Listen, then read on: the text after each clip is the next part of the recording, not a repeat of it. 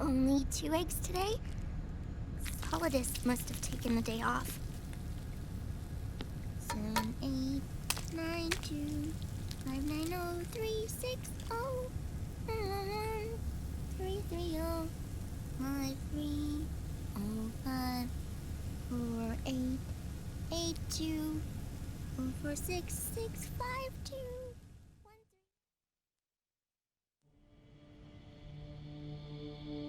3. The Manhattan incident triggered a serious public backlash.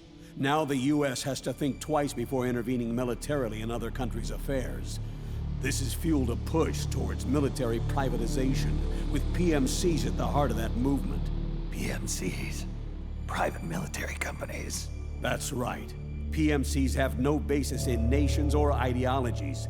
They are private enterprises, driven by profit.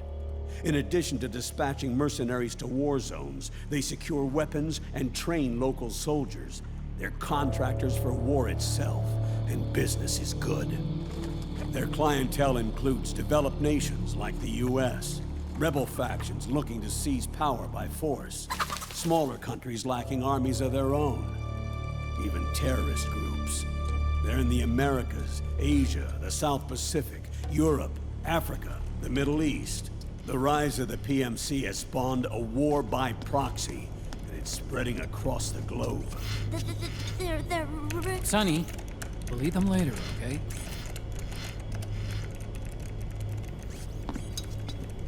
Every age has its mercenary. These PMCs are nothing new. We've been dealing with them since before the turn of the century. No, Snake. They're nothing like the mercenaries of the past. They're ready. Sorry, I'm a little busy right now.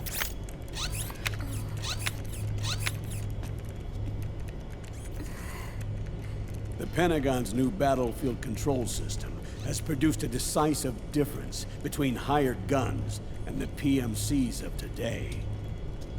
The system was developed by Arms Tech Security. Arms Tech? You mean AT Corp? Yeah. In recent years, AT Corp has shifted focus from weapons development to security tools. And since the establishment of AT Security, business has been booming. The system makes it possible to integrate not only micro-level information on individual soldiers and units, but also macro-level information about field conditions and order of battle. So they've finally achieved total real-time battlefield control. That's right.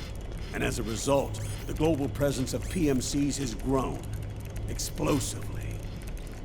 Truth is, the rise of system-controlled PMCs has led to a dramatic decline in civilian casualties and human rights violations on the battlefield. A cleaner, safer battlefield. Makes for nice propaganda.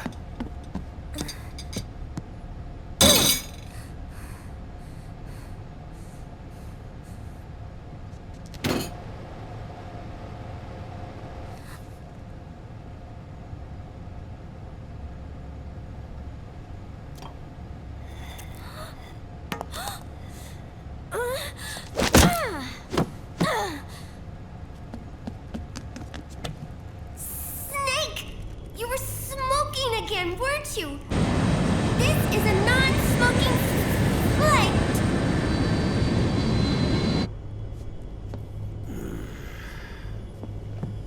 There's more. State governments and rebel groups can't match the maintenance price of standing forces.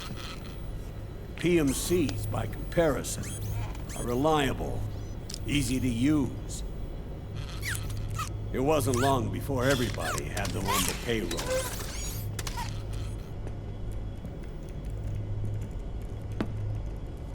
And, as a result, regular armies began to decline worldwide.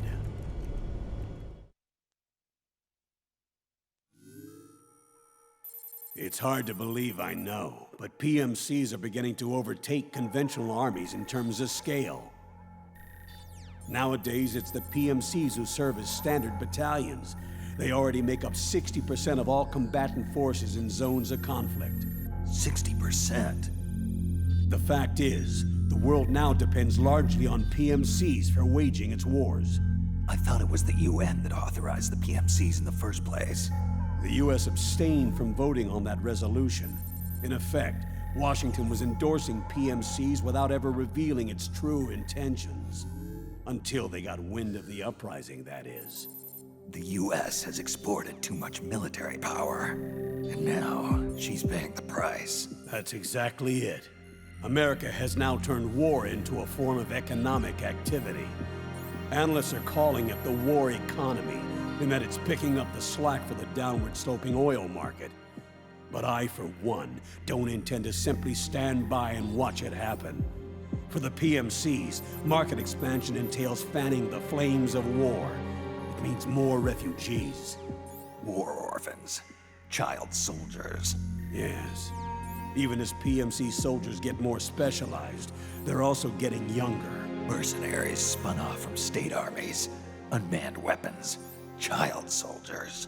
Proxy battles in a new Cold War. There are hundreds of PMCs in business worldwide, and their numbers are growing.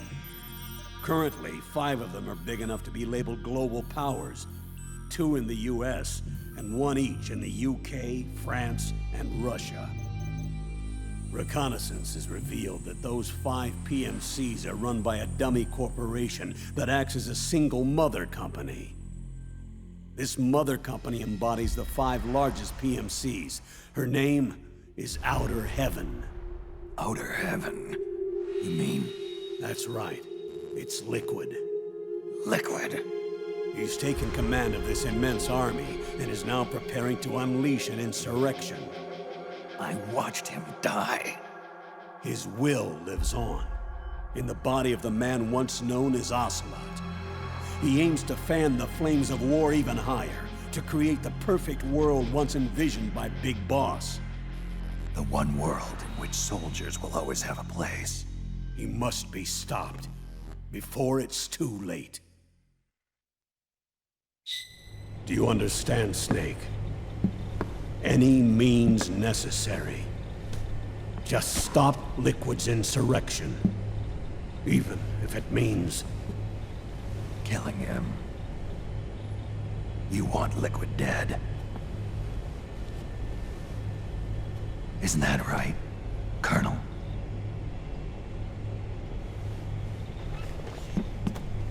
I'm sorry. I know. This isn't justice. It's a covert assignment. A hired hit. A wet works op targeting the head of a major multinational corporation.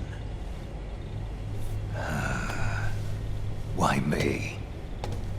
Because of the military might of the PMCs and the effect they have on the economy. War is to the 21st century what oil was to the 20th. The pillar that supports the global economy. You'll recall a rather alarming report issued by that American think tank during the Cold War. One that described a new model for perpetual war. What we're facing now is a whole new ballgame. Iron Mountain's Delphi technique. That was fiction. It existed only on paper. The reality is far more serious. The global community is concerned, but they're all too afraid of the war economy collapsing to do anything about it. The UN, too. Sounds pretty self-serving to me. Snake. This mission isn't an order from Washington. Not like the old days. And it's not something the UN can officially sanction either. But we can't just look the other way while Liquid plots this insurrection. If we fail to act, he'll become the greatest threat the world has ever faced. Snake.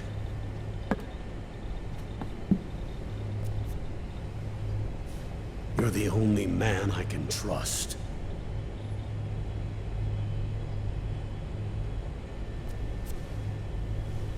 Fine. Let's hear it.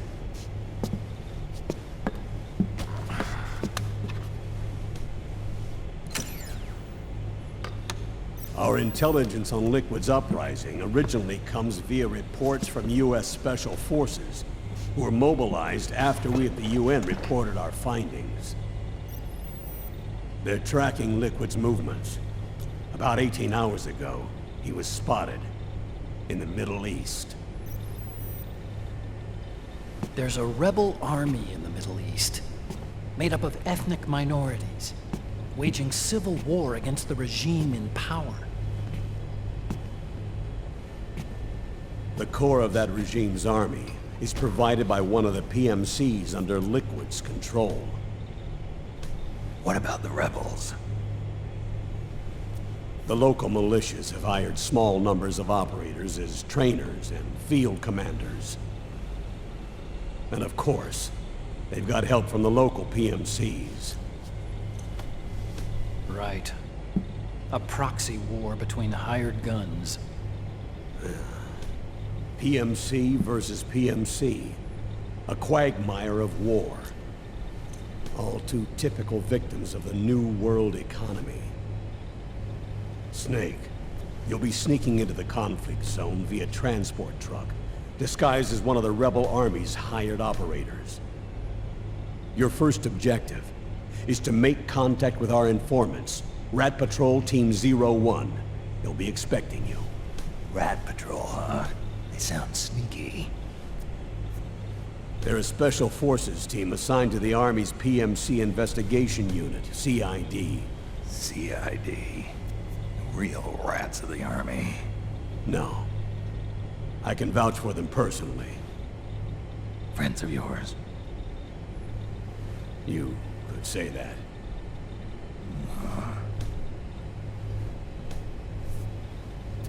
Transportation to the area will be provided under cover of a UN humanitarian aid mission, with support from the US military. From there on, though, you'll get no protection, and no guarantees from anyone.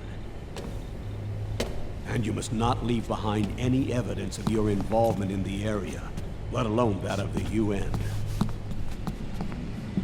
If word of this ever leaked out, it would spark a global firestorm.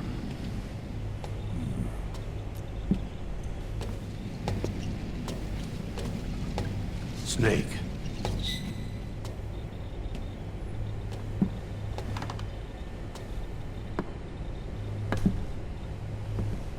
Will you do this for me?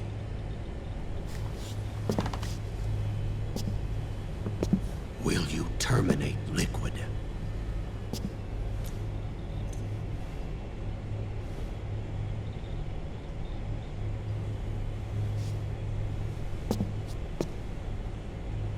I'm not like the PMCs. I don't need your money. Thank you. But if you're going to spark something, spark this. Fine.